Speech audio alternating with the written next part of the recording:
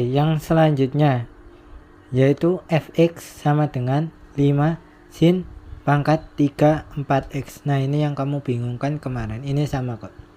Maka caranya gini, fx sama dengan 5, 5 nya pasti tetap koefisiennya ya, ini aksen ya. Lalu pangkat 3 nya ini kita jadikan koefisien, maka jadi 3 dikali 3 gini. Lalu salah satu karena pangkat 3 kan kayak gini, jadi sin 4x kali sin 4x kali sin 4x gini kan.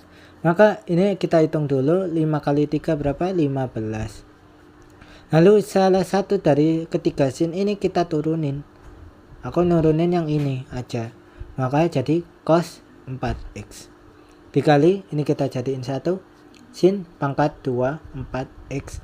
Lalu 4x nya ini kita turunin, jadi kali 4. 4 kali 15 berapa? 60 kali cos 4x kali sin pangkat 2 4x. Nah, selesai. Itu.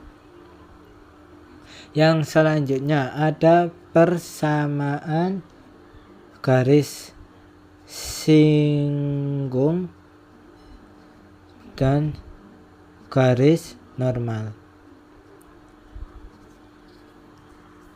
Ini sama kok kayak mana ya? Bentar. Kalau yang garis singgung itu fx sama dengan y dan gradiennya itu sama dengan f aksen x gitu, atau turunannya dari fungsi fx tuh. Setelah itu baru kita udah nemu gradiennya, kita udah nemu nilai y nya nanti, maka kita masukin ke rumus y min y1 sama dengan m x min x1 ya. Kalau yang garis normal itu fx sama dengan y, tapi gradiennya itu beda, gradiennya itu minus 1 per f aksen x. Jadi kamu turunin ini fungsinya, habis gitu tinggal kamu 1 per fungsinya turunan fungsi tadi gini. Nah nanti ketahuan deh gradien dari garis normal. Setelah udah nemu gradien, nilai y nya kita masukin ke rumus y min y1 lagi, m x min x1. Oke, yang selanjutnya ada fungsi naik dan fungsi turun serta nilai stasioner. Ini udah pernah aku jelasin tapi tak jelasin lagi dah. Oke, langsung ke contohnya ya. Misalnya ada fx sama dengan sin x plus cos x. Ini maka f aksennya tuh kita turunin dulu buat nyari fungsi naik maupun fungsi turun.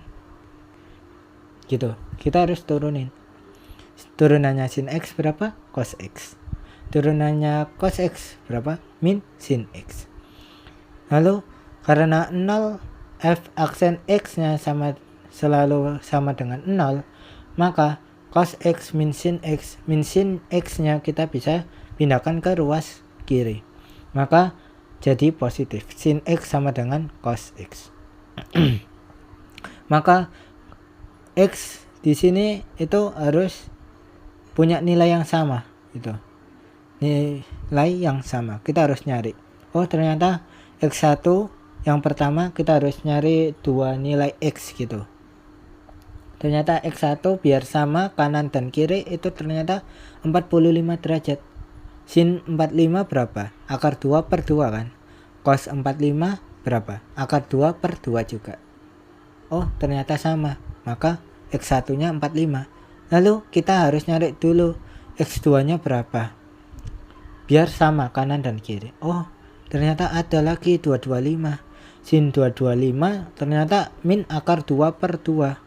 Kalau yang cos 225 juga min akar 2/2. Oke, kalau udah sama, udah kita ketemu, kita bikin intervalnya. Kita bikin ada 0, 45, 225, dan 360. Nah, kita harus nyari tahu intervalnya setiap ini. 0 sampai 45, di antara 0 sampai 45 ada sudut berapa aja. Ternyata ada sudut 30. Kita masukin ke persamaan turunannya, yaitu cos X min sin X. Nanti jadi cos 30 min sin 30. Cos 30 berapa? Yaitu akar 3/2.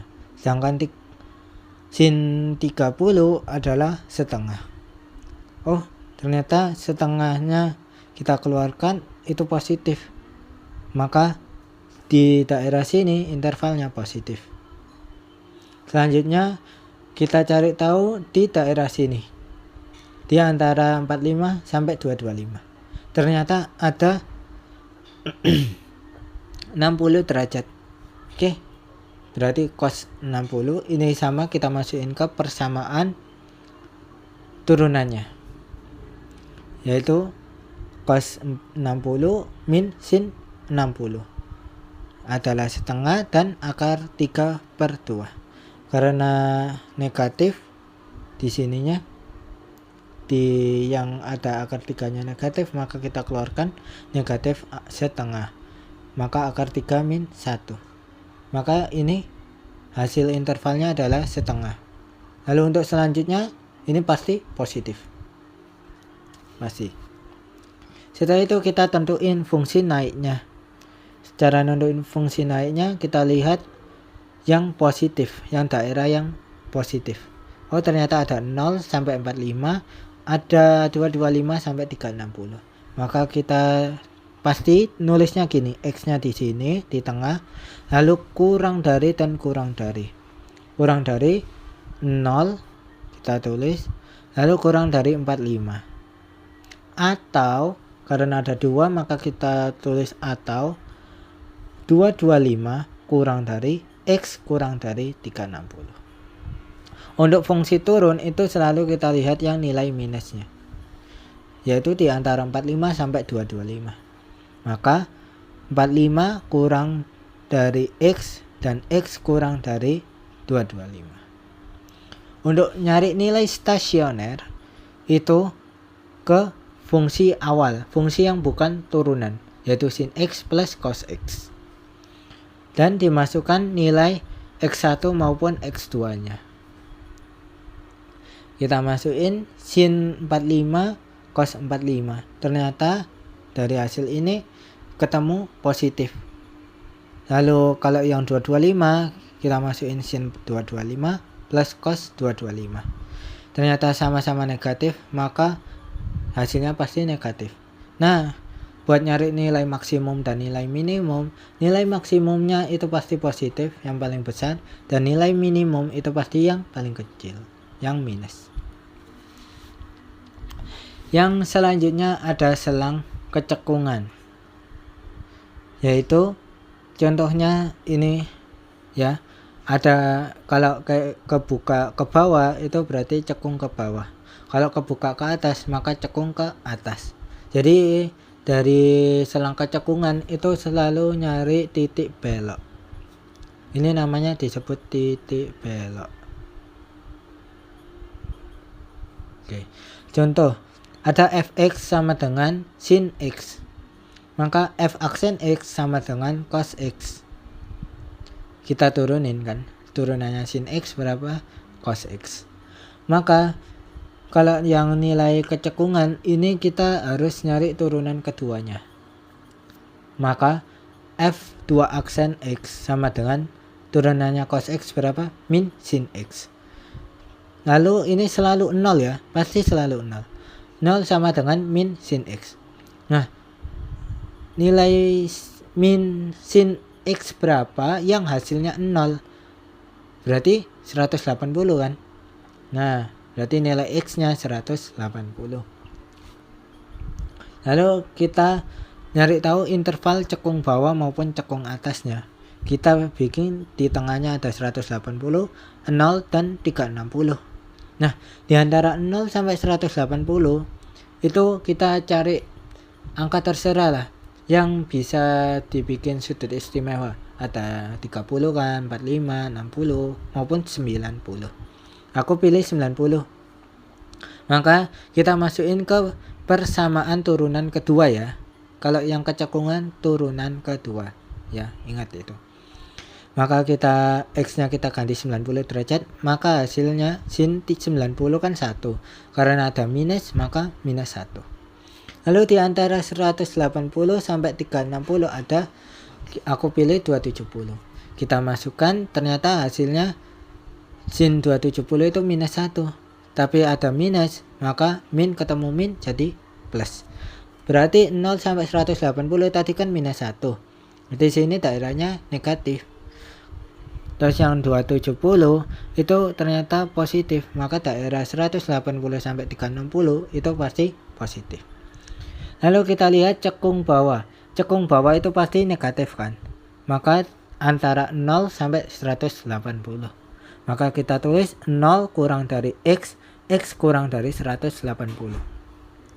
Lalu untuk cekung ke atas itu 180 kurang dari X kurang dari 360. Yang ini ya, yang positifnya 180 sampai 360. Untuk nyari titik beloknya tadi udah ketemu nilai X nya kan 180. Kita masukin ke nilai fx nya yang fx sama dengan sin X yang bukan turunan buat nyari nilai y nya. Maka y sama dengan sin 180. Sin 180 itu kan 0. Maka titik beloknya yaitu 180 derajat, 0 derajat. Begitu. X nya ini diganti 180.